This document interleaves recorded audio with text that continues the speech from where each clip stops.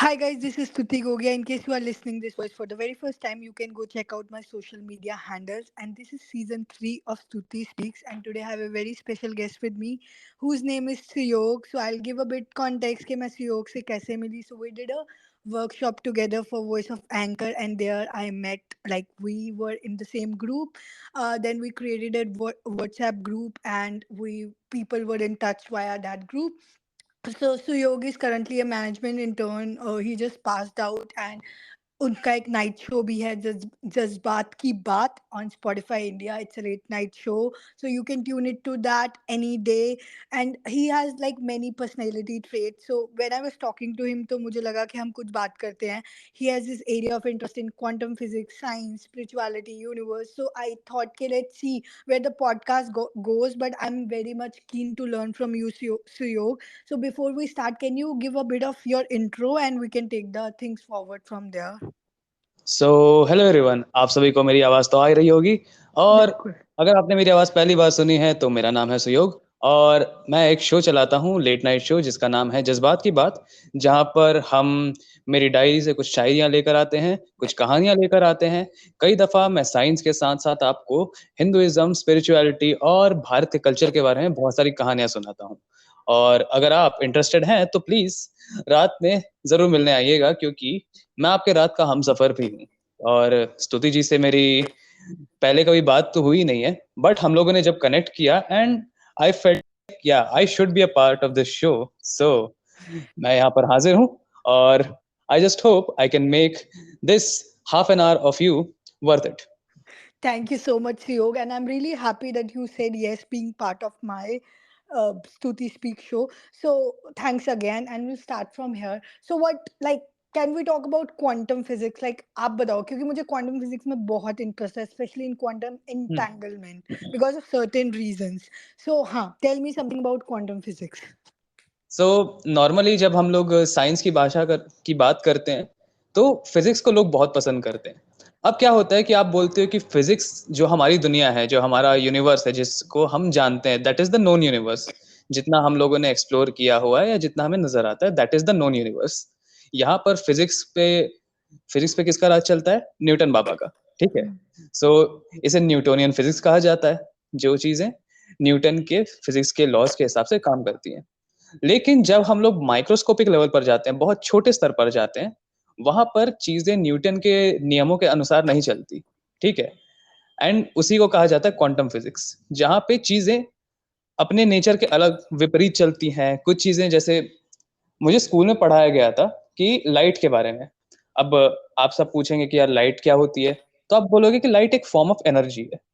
अब इसी तरह से आइंस्टाइन ने और दो चार और उस समय के साइंटिस्ट ने कोशिश की थी कि यार लाइट है तो है क्या। क्योंकि अब आप देखते हो कि अंधेरे में जब आपको नजर नहीं आता और जैसे ही अचानक से लाइट पड़ती है, आपकी आंखें एक रोशनी को कैच करती हैं, तभी आप देख पाते हो। ठीक है। इन लाइट वाली पार्टिकल्स को कहा जाता है फोटॉन्स। सो पुराने जमाने में, जब आइंस्टाइन के जमाने में, पीपल वर कंफ्यूज कि जो लाइट है, is it a packet of photons, टुकड़ों में चलने वाली फोटॉन्स हैं, या फिर एक वेव है। क्योंकि बहुत सारे सवाल इन दोनों चीजों के ऊपर खड़े किए गए थे। जैसे फॉर एग्जांपल मैं आपको छोटी सी कहानी बता देता हूँ कि पहले एक साइंटिस्ट ने कहा कि यार, यू नो व्हाट, फोटॉन्स ना, आई मीन, जो लाइट है वो फोटॉन्स के पैकेट से बनी हुई है। ठीक है। मतलब पैकेट्स, मतलब ऐसे छोटे छोटे पैकेट्स में लाइट आती है एनर्जी के साथ। ठीक है। लेकिन जब ये बात हुई तो उन्होंने सवाल पूछ दिया कि बॉस, अगर ऐसा है तो लाइट को तो ट्रैवल करने के लिए मीडियम चाहिए होगा, क्योंकि फोटॉन्स है। और स्पेस में तो वैक्यूम है, स्पेस में तो कोई मीडियम है नहीं जहां से आप ट्रैवल कर सको। तो Hmm. लाइट फोटॉन्स कैसे हुई? लेकिन लाइट फोटॉन्स की तरह, मतलब पैकेट्स की तरह वेव जरूर करती थी। सो इसका कोई जवाब था नहीं। तो दूसरे बंदे ने थ्योरी आगे रखी कि यार, यू नो व्हाट, लाइट एक वेव का फॉर्म है। क्योंकि वेव को जाने के लिए, वैक्यूम में जाने के लिए उसको मीडियम की जरूरत नहीं पड़ती, वो बिना मीडियम के सन से लेकर अर्थ तक आ सकता है। तो वेव वाली बात तो काफी अच्छी बैठ गई। बट आफ्टर सम टाइम, क्योंकि ये दोनों जो थ्योरीज थी क्लैश कर रही थी एंड दोनों के कैरेक्टरिस्टिक्स पॉइंट स्ट्रांग थे, तो दोनों ने, साइंटिस्ट ने एट लास्ट मान लिया कि लाइट का डुअल नेचर है। मतलब इसके पास दोनों नेचर है कि ये लाइट वेव की तरह और साथ साथ फोटॉन्स की तरह दोनों बिहेव कर सकती है। तो हाँ, इसी तरह की चीजों के बारे में जब बात करते हैं तो आ जाता है क्वांटम फिजिक्स। जब ओके आप चीजों को बहुत छोटे माइक्रोस्कोपिक लेवल पर देखते हैं एंड वहां पर फिजिक्स के जो नॉर्मल नियम है अप्लाई नहीं करते, तो वो है quantum physics. Okay, this is too deep, नहीं पता था मुझे ये। Thanks, I think this is going to be, I mean quite a learning podcast for me. So जैसे न्यूटन के लॉज होते हैं, like basic law of gravitation है, मुझे बहुत ज्यादा फिजिक्स याद नहीं है, बहुत पहले की बात है, कोई बात बट आप नहीं, बेसिक आप सा। लोगों के लिए हाँ। फिजिक्स की छोटी सी बेसिक क्लास लगा ही देते हैं। तो न्यूटन ने अपने 3 नियम दिए थे। हम्म न्यूटन का पहला नियम ये था कि अगर कोई भी चीज जिस अवस्था में है, हम्म जैसे अगर कोई चीज मूव कर रही है या कोई चीज हम्म स्थायी है, रुकी हुई है, जब तक उस पर बाहरी फोर्स ना लगाया जाए, हम्म उसका स्टेट चेंज नहीं होगा। हम्म दूसरा था कि acceleration is equals to force into mass, मतलब किसी भी चीज का एक्सेलरेशन या तो उसके फोर्स पर डिपेंड करेगा या तो उस चीज के मास पे। मास पे डिपेंड। ठीक है। एंड तीसरी चीज थी जिसको हम लोग बचपन से जानते हैं, जानते हैं, जैसी लव, करनी वैसी भरनी। Love gravitation. नहीं नहीं नहीं नहीं, नहीं, ओके, जो द अदर। हाँ, तीसरा वाला जिसको कहते हैं कि every action has an equal and equal and opposite action. Reaction. Okay, हाँ जी, तो so ये जो these 3 three बेसिक were नियम main थे। laws. Okay, and but law of gravitation was also Newton's law, ना, right? कि वो एप्पल वाला। हाँ जी, That वो was all. हाँ, हम्म एक तरीके से ग्रेविटी को डिस्कवर किया गया था न्यूटन के द्वारा। जब उन्होंने सवाल पूछने चालू किए कि उनके सर पे सेब गिरा तो गिरा क्यों, हम्म। तब उन्होंने ये लेकर आया।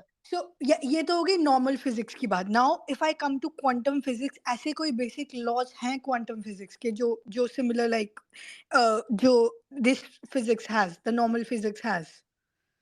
नॉर्मल फिजिक्स से क्वांटम फिजिक्स के लॉज काफी डिफरेंट है, क्योंकि जब हम्म हम दुनिया को बहुत छोटा कर देते हैं ना, हम्म तो हम्म उनमें जो हमारी नॉर्मल जो ग्रेविटेशनल फोर्सेस हैं, जैसे जो कभी हम्म स्पेस में या फिर दुनिया में जो फोर्स मौजूद है, हम्म वो काम नहीं करती।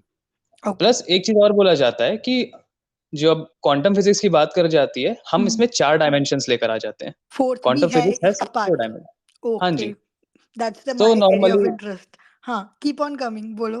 हम्म तो चलिए मैं बता देता हूँ। हम्म पहला चीज, जैसे आपने अगर स्कूल में ग्राफ बनाया होगा, तो अगर आप 2D शेप बनाते हो या तो क्या है, वो चपटा है। उसके सिर्फ आयाम है, 2 डायमेंशंस है। ट्रू। एक एक क्या है, एक एक्स एक्सिस है, एक वाई वाई एक्सिस है। एक्सिस है, राइट। हम्म अगर रियल लाइफ में रखा जाए तो जब आप आगे या पीछे, पीछे जा रहे, लेफ्ट राइट, जैसे इस तरीके से चीटी, मूव कर जैसे पाते हैं। चीटी चल सकती है, not like us, she can move, हाँ लाइक जी। चीटी can move in 2D only, and हाँ जी। Human can have a 3 dimensional view.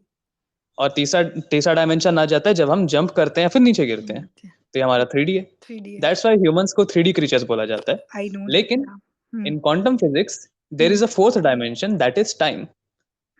Right. Normally इसमें क्वांटम फिजिक्स की जब बात की जाती है, हम्म उसको उसका एक अलग इलाका है जिसको कहते हैं एस्ट्रोफिजिक्स, ट्रू दैट। जहाँ पे हम स्पेस की बात करते हैं एंड स्पेस टाइम में ही हम्म हम 4 डायमेंशंस की बात करते हैं, hmm that is X Y Z and time.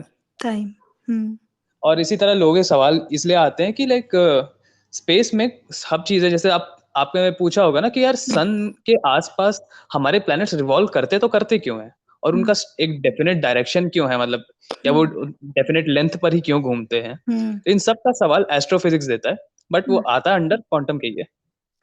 So basically अगर हम 3 डायमेंशन में टाइम ऐड कर दें तो हम 4 डायमेंशन में पहुंच जाएंगे, विच इज, अच्छा, let me come to, maybe this is unrelated, do you think that alien exist?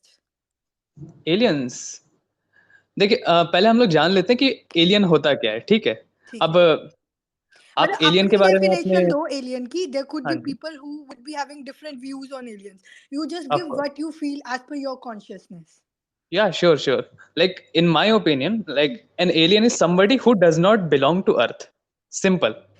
Okay, अगर कोई मेरी अगर मेरी कोई इंसान मेरी मार्स से भी आता है, लाइक वो अगर मार्स में रहता है एंड वो यहाँ धरती पर आ जाए, हम्म भले वो हमारी तरह दिखता हो, but by the technical definition he is an alien, क्योंकि he was not from earth. मेरे according this is my consciousness and it could be wrong as well, I mean wrong right की तो अभी कोई डेफिनेशन है ही नहीं, because nobody has seen an alien. हाँ फॉर अ जी। फॉर अ फॉर अ चीटी वी आर एलियन, बिकॉज वो टू हाँ डी जी। में मूव कर रही है। हाँ।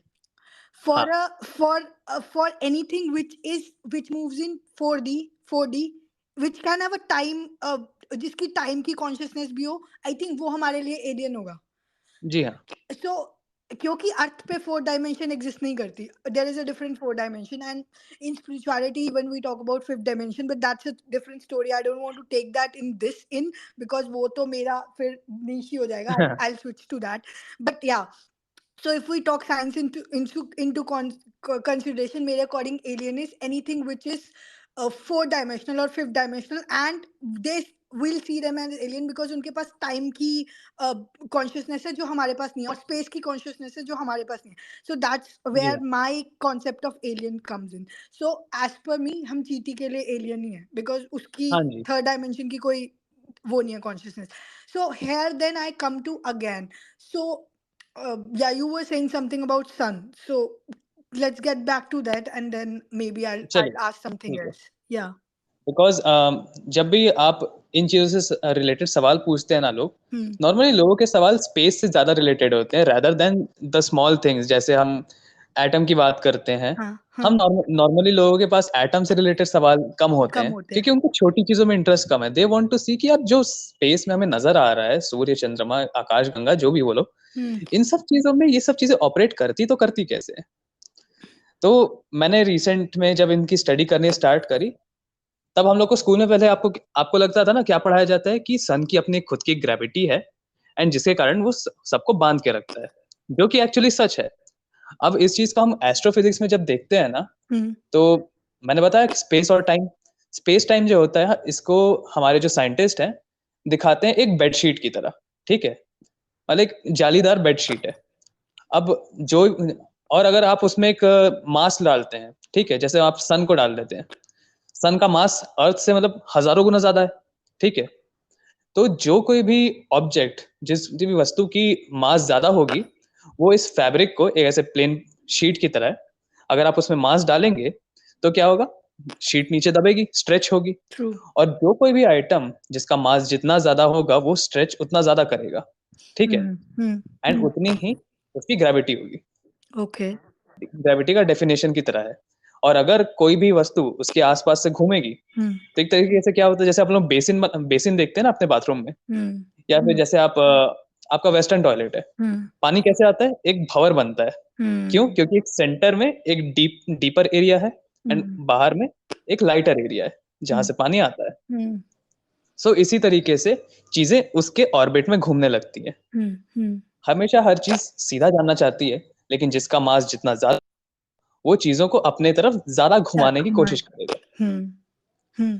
तो इसी तरह से सवाल पूछे जाते हैं. दूसरा एक सवाल आ जाता है ब्लैक होल्स के ऊपर. हाँ, मैं यार अभी उसी ब्लैक, पे आने वाली थी. I think you cot my really? Energy.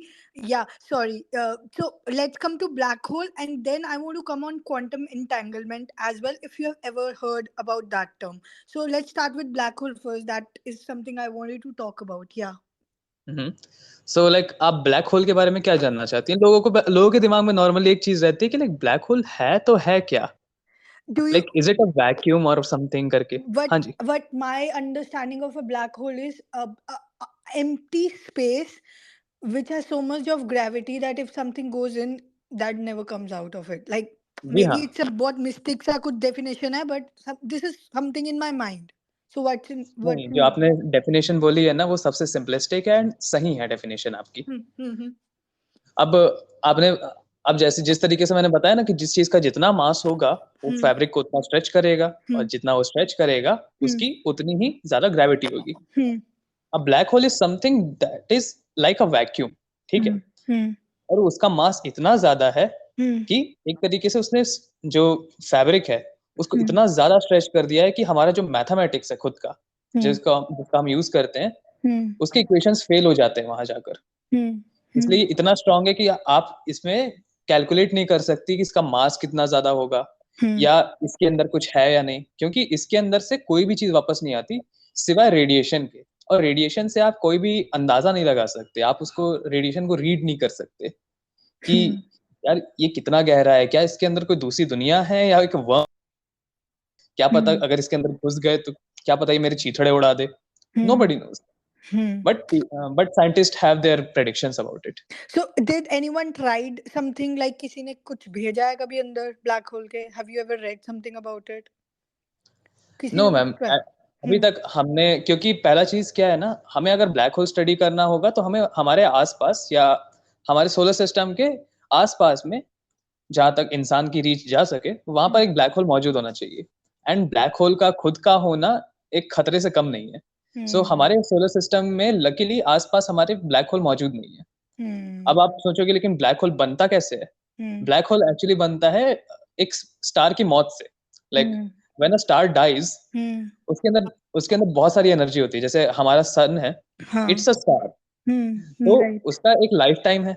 So when it's life time ends, क्या करेगा वो? एक बहुत ज्यादा बड़ा ब्लास्ट करेगा। इसको कहते हैं सुपरनोवा, बोला जाता है एक राइट, आई तरीके से। Know that. हाँ, जब सुपरनोवा। ये ब्लास्ट बहुत ज्यादा ऐसे, जब बहुत जोर से ये फैलेगा, इसका एक्सपेंशन बहुत ज्यादा होगा, एनर्जी बहुत ज्यादा छूटेगी, एंड अचानक से जब वो सोर्स ही गायब हो जाएगा, ऑफ कोर्स क्योंकि उसकी एनर्जी खत्म हो चुकी है, वहां पे एक वैक्यूम क्रिएट हो जाएगा। वैक्यूम क्रिएट हो जाएगा। Got it. Vacuum will be the black hole. So for that perspective, if you want to summarize, so there is no star which died in our galaxy or a solar system as of now. That's what caused no black hole.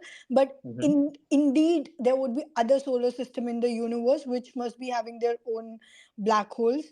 But I yes, think मैंने black hole का concept कुछ अर्थ से भी सुना था. I mean, there is a particular area on Earth जहाँ पे कहते हैं कि if things goes there is no coming back. Have you heard आप शायद something about Bermuda somewhere triangle in की बात कर रही हैं। Australia or I don't know which continent?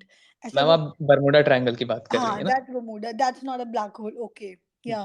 तो बरमूडा ट्रायंगल के बारे में, इट्स अ क्योंकि मिस्टीरियस प्लेस मलेशिया एक्चुअली। जो I think the plane which got उस पे आई थिंक अब डॉक्यूमेंट्री भी बन रही है the Malaysian airline which got जिसका आज तक यस। कुछ पता नहीं चला. आई थिंक उसको लोग कहते थे that go went under the Bermuda triangle. ऐसे कुछ था क्या? हाँ जी। तो बरमूडा ट्रायंगल एक्चुअली एग्जिस्ट करता है जो हवाई और फ्लोरिडा के बीच में है। जो हम्म. हवाईन आइलैंड्स हैं, Florida and I guess North South America के नॉर्थ साइड पर ही, जो ओशनिक एरिया है, वहां पर एग्जिस्ट करता है। ठीक है। एंड माना जाता है कि वहां पे अर्थ की ग्रेविटी सबसे ज्यादा स्ट्रांग है। और ग्रेविटेशन पुल के कारण ही जो भी चीज, चाहे वो इंसान हो, मछली हो, मुझे नहीं पता क्या क्या चीजें वहां जा वहां चुकी हैं, जाते हैं. हाँ. बट बाहर तो कुछ नहीं आया, इतना हम कह सकते हैं। And that's why I think people जो भी aviation searches कर रहे हैं they think that the plane has gone there and never came back. I mean अभी documentary बन रही है. Let's see what that documentary says. Anyways, coming back to quantum entanglement. So have you ever heard this word? No ma'am, but आप क्या जानती हैं इसके बारे में? So for me, I've read a bit about it, and it's hmm, related to somehow spirituality as well. So what hmm, quantum entanglement says is, there is a energy source, right? And the energy source gets split into two polarities. One is more hmm, positive, one is more, I mean positive negative नहीं, they are like opposite polarities जैसे electron proton होते हैं. So hmm, what happens due to that is how one of the energy source behaves in a hmm, universe like somewhere. So supposedly what happens is एक energy source था जो split हो गया जिसमें से एक polarity somewhere in universe कहीं चली गई in any of the dimensions, and the other also get somewhere in the dimension. So whatever is happening with one energy is having a equal effect on the other energy somehow. Hmm. That's how these two sources operate in the universe. ऐसा ये नहीं, कुछ ये लो मैंने मतलब जो I'm कुछ ऐसा still सुना doing था। more research on it, but hmm. there's some part of spirituality which is related to it. That's why I'm doing more research. But yeah, if you have some idea about it, we yes can. Ma'am, actually जो आपने बोला ना, Hmm. वही same चीज मैंने spirituality के concept में ज्यादा सुन रखी है, rather than in terms of science. हाँ. So like I have read Shrimad Bhagavad Gita, and पूरी नहीं पढ़ी है, बट Wow. जितना मेरा नॉलेज है, Hmm. उसमें कहा जाता है कि जब परम ब्रह्म के, that's Hmm. The singularity, Hmm. उसके जब दो पीसेस हुए, उसने अपने आप को दो भागों में डिवाइड किया, दैट Wow. बिकेम द पुरुष एंड प्रकृति। Wow. Right. एंड प्रकृति इज द फेमिनिन एंड पुरुष is the masculine part. Masculine. Hmm. सो जिस तरीके से आपने बोला ना कि दो पोलर अपोजिट्स Hmm. क्रिएट होते हैं, So and I actually wanted to say masculine and feminine energies only, but I didn't specifically said that because obviously we were talking science, so I said protons and whatever. Yeah, go ahead. Sorry. Huh. तो इस तरीके से मैंने जब I guess B R Chopra ji की महाभारत महाभारत. देखी ना, तो उसमें मुझे पता चला कि यू नो व्हाट, हाँ, ऐसी चीजें एग्जिस्ट करती है, क्योंकि पुरुष और प्रकृति दोनों एक दूसरे पे बहुत डिपेंड करते हैं। को बट एग्जिस्टेंस है. एक चीज ये भी मानी जाती, बिकॉज हम्म अगर स्पिरिचुअलिटी के बेसिस पर देखा जाए ना, हम्म सो जो फेमिनाइन एनर्जी है ना, वो उसको शक्ति का रूप माना जाता है, राइट और जो मैस्कुलिन एनर्जी है that is known as Shaktiman. युवा मतलब एनर्जी दोनों, या या हाँ शक्ति और शक्ति को धारण करने वाला। ट्रू सो दोनों ही एक दूसरे के बिना अधूरे हैं। ट्रू बट ये भी माना जाता है कि द प्रकृति can also exist on itself, but उसको कंट्रोल और उसके साथ एक तरीके से तालमेल और बैलेंस बिठाने के लिए यू नीड द पुरुष, you need the masculine energy. Hmm so मेरे लिए ये कॉन्सेप्ट बहुत ज्यादा फैसिनेटिंग है, because there's not a lot of people who know about this, and that's why I make videos, ताकि मुझे पता चले कि हाँ यार, काफी सारे लोगों को इस चीज में उनको बताने वाला कोई नहीं है। इसी तरीके से लोगों ने काफी टाइम पे हम्म ये भी सोचा था कि they don't need feminine energy, they hmm they always feel that कि एक एनर्जी काफी है। हम्म बट इवन आवर गॉड्स, जो भी जिनका हम्म भी हम पूजा करते हैं, जैसे शिव जी हैं, वो भी अपनी माँ अर्धनारीश्वर पार्वती के बिना अधूरे हैं। हम्म हाँ जी। हम्म जैसे हम्म इजाजत हो तो एक कहानी हो जाए। हाँ हाँ बिल्कुल बिल्कुल बिल्कुल मैं I wanted to ask talk more या गो हेड सो आपने शिव जी का एक रूप तो देखा होगा ना, जिसमें आधे साइड वो शिव जी का रूप है, आधे साइड माँ पार्वती का रूप है ना? अर्धनारीश्वर रूप या जी हाँ, हम्म अर्धनारीश्वर रूप। सो इसकी भी कहानी कुछ ऐसी ही है कि हम्म एक ऋषि होते हैं जो काफी बड़े भक्त होते हैं शिव जी के, hmm but he is jealous of माँ पार्वती, बिकॉज माँ Parvati is always with lord Shiva. True ठीक है। सो वन डे ही के वो दर्शन करने आते हैं शिव जी के, बट शिव जी की पूजा के साथ साथ आपको शिव जी की परिक्रमा भी करनी होती है। राइट बट उन्होंने देखा कि माँ पार्वती उनके बगल में बैठी हुई है। हम्म सो व्हाट ही डज कि वो सिर्फ शिव जी की परिक्रमा करते हैं, हम्म इवन दो माँ पार्वती उनके बगल में बैठी हुई है। हम्म सो ये देखकर शिव जी को भी अच्छा नहीं लगता, हम्म और माँ पार्वती को तो ऑफ कोर्स वो अच्छा लगेगा ही नहीं। हम्म तो व्हाट शी डज इज कि वो शिव जी के थोड़े पास आ जाती हैं कि यार अब तो घूम के जाना पड़ेगा।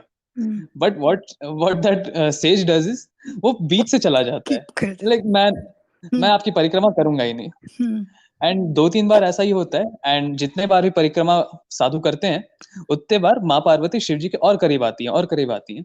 हम्म and at last what she does is कि ये इतने पास आ जाते हैं कि एक अर्धनारीश्वर फॉर्म क्रिएट हो जाता है, हम्म जहां पर पुरुष एक तरफ, प्रकृति एक तरफ, दोनों एक शरीर में होते हैं। हम्म बट हमारे जो सेज हैं, हमारे जो मुनि हैं, हम्म ही वो थोड़े और ज्यादा हठी होते हैं, लाइक थोड़े जिद्दी होते हैं। हम्म व्हाट ही डज इज कि वो अर्धनारीश्वर के बीच से निकल जाते हैं, लाइक परिक्रमा करने के लिए, किसी वो मैस्कुलिन साइड की की ओह परिक्रमा करते हैं। ओके हम्म इसे इसे देखते ही शक्ति, जो माँ पार्वती हैं, जो शक्ति का स्वरूप है, शी गेट्स एंग्री एंड उस सेज को वो श्राप दे देती है। ठीक है। जिसके कारण जो हमारे जो मुनि हैं, उनके शरीर से सारा मांस गायब हो जाता है, सिर्फ हड्डियां रह जाती हैं। ओके वैसे हमारे हिंदुइज्म में कॉन्सेप्ट ये है कि आपको पुरुष से आपको शरीर का ढांचा मिल सकता है, you can get the structure, you can get the skin, but soul जो नहीं मिल सकती मसल्स हैं, जो ऑर्गन्स हैं, ये सारे फीमेल फीमेल से आते हैं, आपको फेमिनाइन एनर्जी से आते हैं। that's why only feminine can conceive na not a male not a man yes. yeah इसीलिए लाइक रियल वर्ल्ड में भी बोला जाता है ना कि बाप छत प्रोवाइड करता है, लेकिन माँ प्यार प्रोवाइड करती है। तो हाँ। and that's also in Hinduism हम राइट साइड को मैस्कुलिन एंड लेफ्ट को फेमिनिन कंसीडर करके पूजा भी हम वैसे करते हैं ना वो बोलते हैं अपने हम्म, राइट साइड से दो अपने लेफ्ट साइड से दो that's हाँ how जी, हाँ जी। they do it जी। हाँ सो आफ्टर दिस हैपेंस, तो जो मुनि है वो एक्चुअली माफी मांग लेते हैं, बट क्या करें, शक्ति जी ने जो श्राप दिया है वो उसे वापस नहीं ले सकती। लेकिन वो शिव जी से कहती हैं कि इन्हें एक तीसरी टांग दो। So this sage gets 3 legs so that he can stand with the structure, because बाकी बाकी तो उनके शरीर में से सारा मांस और उनकी ऑर्गन्स जा चुकी है।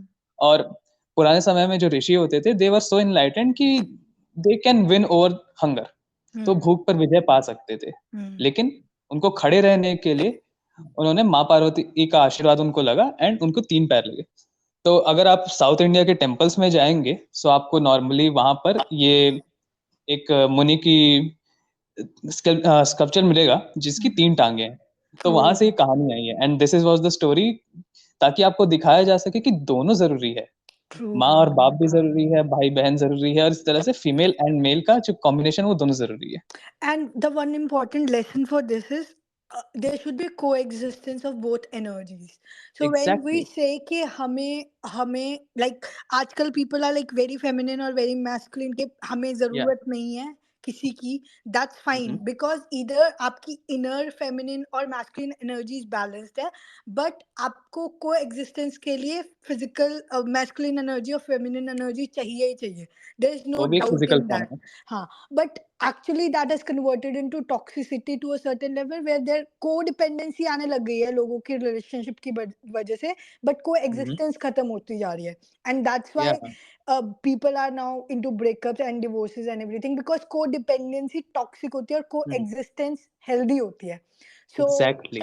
the Shiva Shakti is always I mean, the quantum entanglement always happens because you coexist, because that's how if one of the sources in power it operates the other and other one power operates the other, so that's why I wanted to come to quantum. But anyway, somehow this all links, and I think you explained it really very beautifully. Kudos to you. Thank you so So much. thank you so much. So next topic, which I mean हम बहुत कुछ cover कर रहे हैं, I know it's very short but I still wanted to give gist of everything to my audience because these are the topic which truly interest me. So do you think, I mean, how do you think universe operates? Like obviously हम how do I manifestation की बात करते हैं, law of attraction की बात करते हैं, थोड़ा सा उसको context लेके, but yeah, on a physics level how do you think that universe operates? How do why do I think universe operates. Hmm. एक तरीके से कहा जाए ना कि हम यूनिवर्स की बात जब करते हैं तो Hmm. पहले हम लोग को समझ लेना चाहिए कि हमारे पास ऑलमोस्ट अब बिलियंस बिलियंस की तादाद में हमारे पास यूनिवर्सेस मौजूद हैं। ठीक है। And I am not sure कि हमारे सोलर सिस्टम में और कहाँ लाइफ मौजूद है, we are still looking out. But हर एक यूनिवर्स में अपनी अपनी तरीके से लाइफ मौजूद है। और लाइफ को सस्टेन करने के लिए आपको चाहिए प्रकृति, चाहिए प्रकृति चाहिए एंड पुरुष चाहिए। मैं वापस उस चीज के कॉन्टेक्स्ट में ही हाँ लेकर हाँ. जा रहा हूँ। बट हम मानते हैं ना कि हमारा जो सनातन कल्चर है it is science in the purest form. True. बस हम मॉडर्न साइंस के थ्रू उसे रीडिस्कवर कर रहे हैं, उसे वापस जो चीजें पहले से हम लोग ने खोज निकाली थी हम उसे वापस खोज कर निकाल रहे हैं। So how does universe works, अगर आप सीधा सिंपल बोलोगे तो it works on balance. Simple भाषा में कहा जाए Wow. तो it works on balance between the पुरुष एंड द प्रकृति। The Amazing. the humans, the higher beings that are intelligent, and the balance between what are the natural resources that are available. अगर जो पुरुष है अगर वो प्रकृति के को नुकसान पहुंचाएगा तो प्रकृति भी उसे नुकसान ही पहुंचाएगी। At the end the universe works on balance. अगर आप True. बैलेंस पर काम नहीं करेंगे, अगर आपने बैलेंस मेंटेन नहीं किया, अब ये बात थोड़ी फिलोसॉफिकल साउंड भी कर सकती है बट रियल लाइफ जो हमारी खुद की पर्सनल लाइफ है उनमें भी बैलेंस जरूरी है। आई think everything revolves around balance at the end. True. क्योंकि आप किसी भी चीज का अगर आप ओवर करेंगे तो उस चीज को करेक्ट करने के लिए एक समय भी आता है। जैसे आप बोलते हैं ना, जब बहुत ज्यादा दुख होता है तब बहुत ज्यादा सुख आता है। क्यों? हर चीज बैलेंस करने के लिए। एंड जैसे हमारे कल्चर में हमारे जो तीन देव हैं, Brahma, Vishnu and Shiva. Hmm. So Brahma is the creator, Vishnu is the caretaker, and Shiva is the destroyer. But what Vishnu does is he always balances things out. Hmm. जैसे महाभारत में उन्होंने बोला है ना, यदा यदा ही धर्मस्य जाने भक्ति भारत है. अभ्युत्थानं धर्मस्य तदात्मानं Hmm. सृजाम्यहः। Hmm. जिसका सिंपल मीनिंग यही है कि जब जब धर्म की हानि होगी तब तब मैं जन्म लूंगा, अच्छाई को फैलाने के लिए नहीं, Hmm. बैलेंस को बनाने के लिए। इससे मुझे याद आया, हाँ, let's talk about Kalki too. Do you think that Kalki will come or it's had already exact. arrived? I think कल की Has will arrived. Arrive. Kalki ना will ना, arrive or he will Kalki arrive. has arrived? Kalki I will think arrive. He will arrive because जैसे मैं जब बात करता हूँ ना इन चीज़ों के बारे में, सो मैं नंबर्स को भी ध्यान में लेकर चलता हूँ। ठीक है। सो हम थोड़ा सा बेसिक्स पर लेकर चले जाते हैं हमारी ऑडियंस को कि हमारा जो हिंदुइज्म में हमारा जो समय है ना 4 युगों में डिवाइडेड है। तो पहला आता है सतयुग, दूसरा आता है त्रेता युग, तीसरा आता है द्वापर युग और चौथा आता है कलयुग जिसमें आप जी रहे हो। Hmm. Satyuga is known as the time of purity, जहां पर ह्यूमंस का साइज भी अराउंड लाइक 30-30 फीट तक के हाई होते थे। ह्यूमंस का हाइट, Hmm. लोग कम थे, people were in balance with the nature and actually 100% आपके पास प्योरिटी मौजूद थी इंसानों में. देन कम्स द त्रेता युग, जहां पर श्री राम का आना हुआ. जब श्री राम आए, there was the need of एक तरीके से लोगों को डिसिप्लिन करने की जरूरत थी कि आप रूल्स को फॉलो करें. मर्यादा पुरुषोत्तम इसलिए बोला जाता है. राइट. एंड उस समय में कहा जाए तो अगर 4 हिस्सों में, फैक्शंस में डिवाइड किया जाए, तो एक हिस्सा बुराई का है, 3 हिस्सा अच्छाई का. So there a hope for moksha again. Number 3, it is the Dwapar Yug, where Krishna was available. Here, यहाँ पर क्या हुआ कि 50% is for बुराई, 50% is for अच्छाई. एंड लास्ट हम कलयुग में हैं, जो कि जिसमें 3 हिस्सा बुराई का है, 1 हिस्सा अच्छाई का है. अब मैं सबसे आपको टाइम भी बता देता हूँ, क्योंकि आपको लगेगा कि यार भाई तू नंबर्स की बात किया है, नंबर्स को मेंशन ही नहीं किया. So the Satyuga actually it lasted around I guess 18 to 20 lakh years ago. ठीक है, मतलब ये इसका टाइम स्पैन था. सेकंड जो त्रेता युग है, it was around I guess 15 और 12.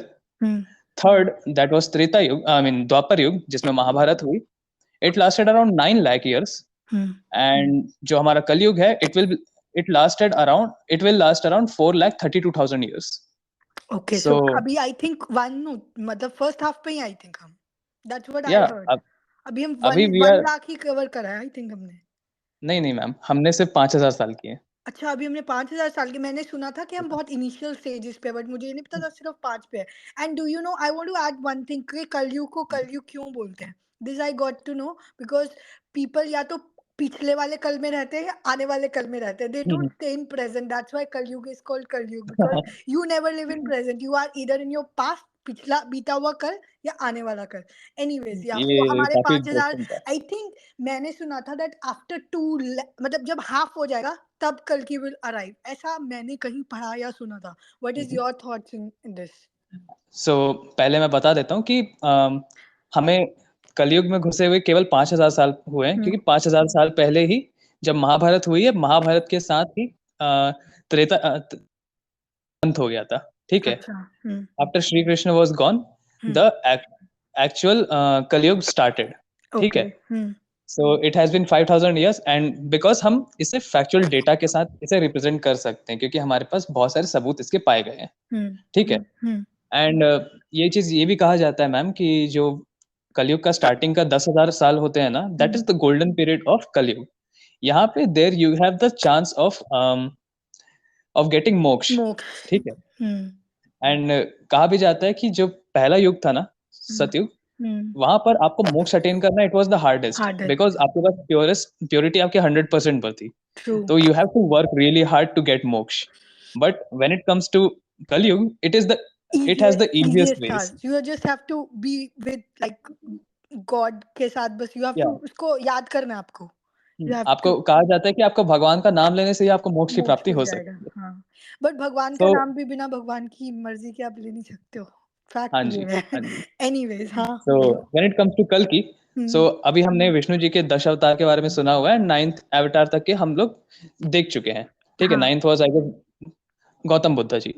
उनको हम लोग 9th मानते हैं. सो 10th कल्कि will come after the end of around the end of Kalyug, around I guess 4,27,000 years. then अभी हमने 5,000 करे हैं, तो that will be, if you are saying it's 4.5, somewhere around 3.5 or so. जी, क्योंकि उस समय पर देखिए कहा जाता है एक्चुअली जो गोल्डन पीरियड चल रहा है स्टार्टिंग के 10,000 साल, उसके बाद there will be something called घोर कलयुग, जहाँ पे आपने शायद कहीं पढ़ा होगा, but I just try to make it short. ये कहा जाता है कि व्हेन इट कम्स टू घोर कलयुग का शुरुआत ही एसिड रेन से होता है. एसिड रेन के कारण हमारी पूरे अर्थ की वेजिटेशन खत्म हो जाएगी and people will become carnivorous. I mean like मांसाहारी नहीं, नरभक्षी के लिए वर्ड क्या था? Cannibals. People will become cannibals, they will start to eat each other. So यहाँ पर घोर कलयुग का शुरुआत होगा, जहाँ पर धर्म का पूरी तरह अंत हो जाएगा. एंड जब इसका अति हो जाएगा तो कल्कि will be स्पॉन्ड on earth. And हमारे कल्कि पुराण के हिसाब से, जितना मैं थोड़ा बहुत ही जानता हूँ, बहुत ज्यादा नॉलेज नहीं है, सरफेस नॉलेज है मेरी. He will be born around I guess Tibet के रीजन में, जो नॉर्थ इंडिया है ना, यूपी, हम्म, बिहार, तिब्बत, इस साइड, इस वाले इलाकों में कल्कि will take its but form. And कल्कि पुराण में ये भी कहा जाता है, because in Hinduism there are 8 chiranjeevis. ठीक है, चिरंजीवी का सिंपल मीनिंग होता है इमॉर्टल्स। ठीक है, इमॉर्टल्स या फिर ऐसे लोग जो काल के अंत तक जीवित जीवित रहेंगे। रहेंगे। So there is lord Parshuram, lord Hanuman, Hanuman.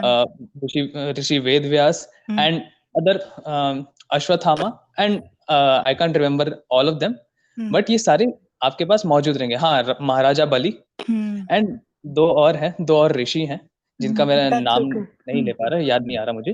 That's but okay. ये सारे भी उस समय पर प्रकट होंगे, because lord Parshuram will be the one who will train कल्कि।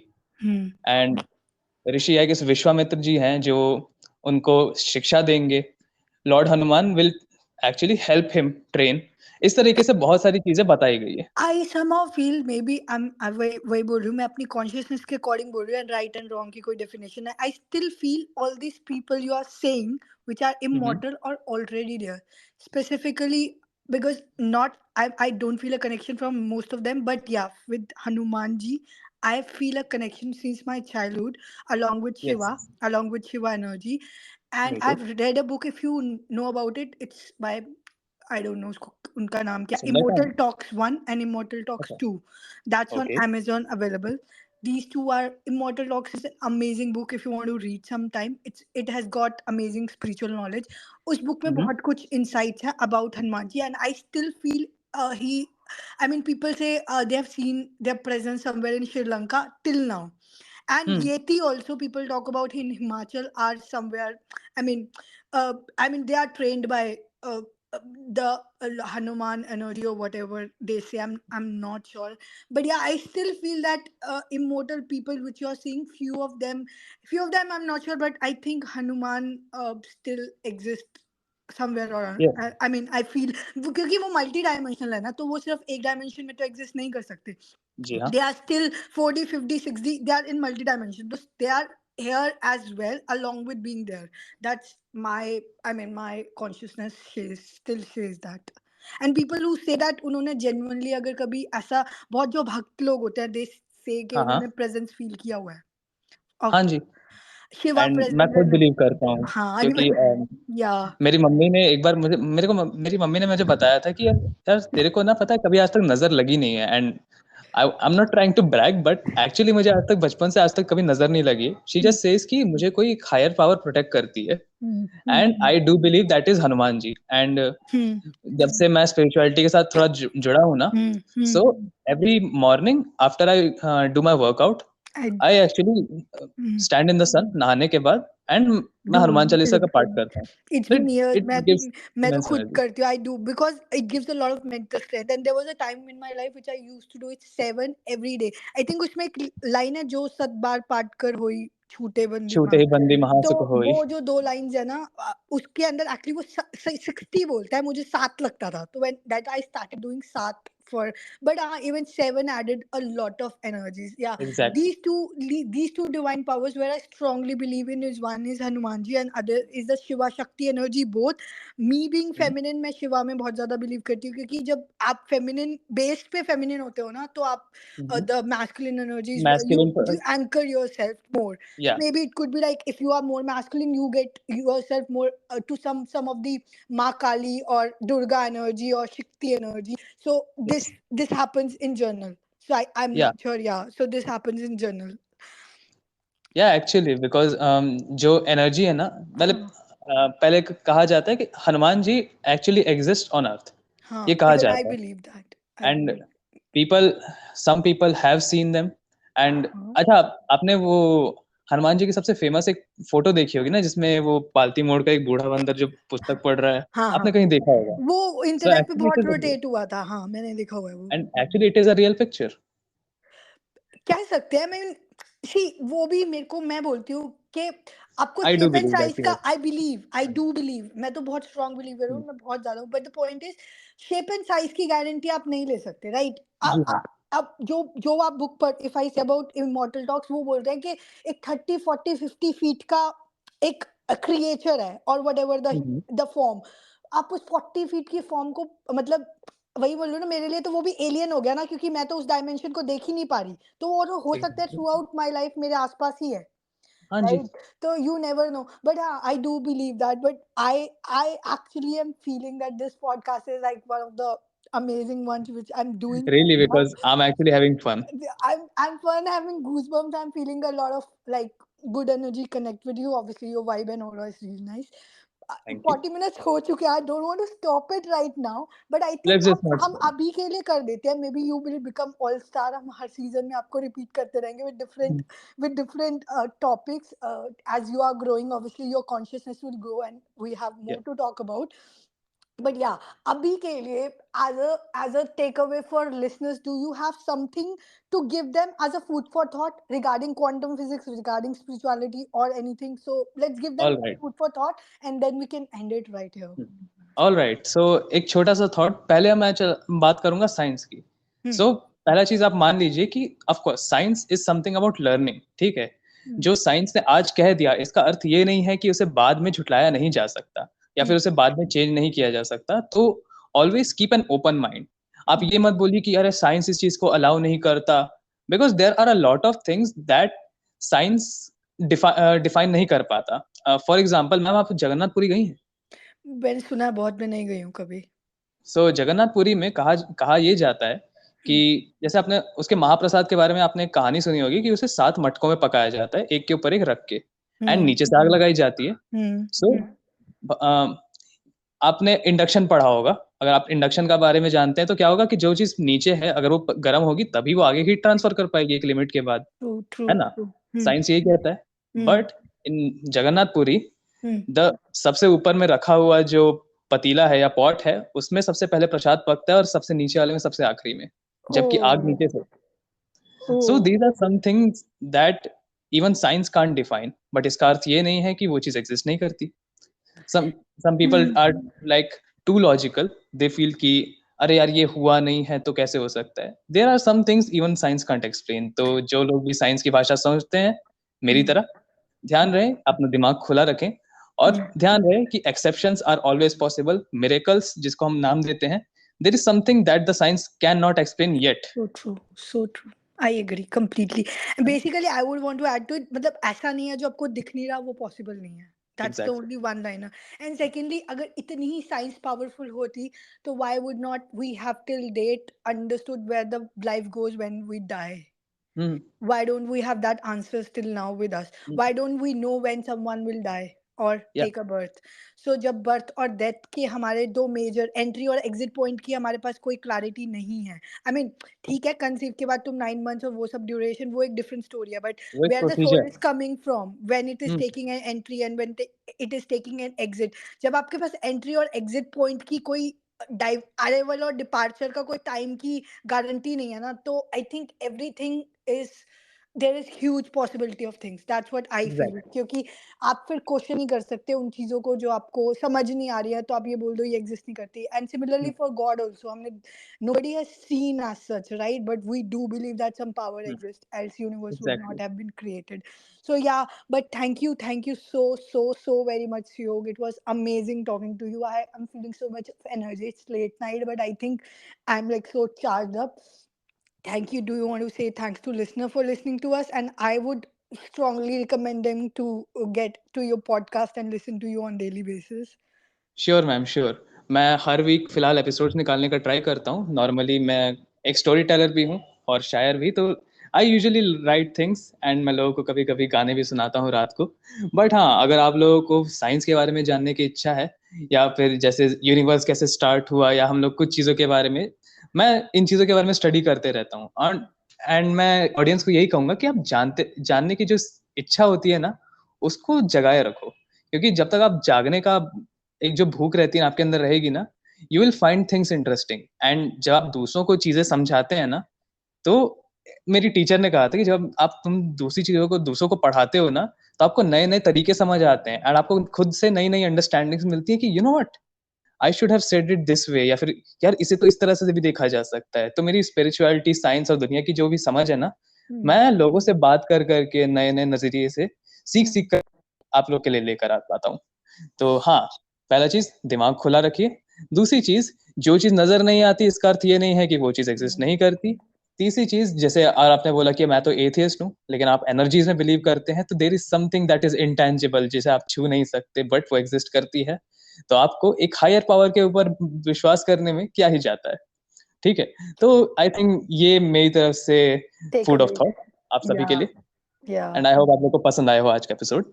मुझे किसी और का नहीं पता, but I had great learning experience from you. I mean, thank you so much. Really, I'm really very grateful. And thanks, listeners, for listening to us.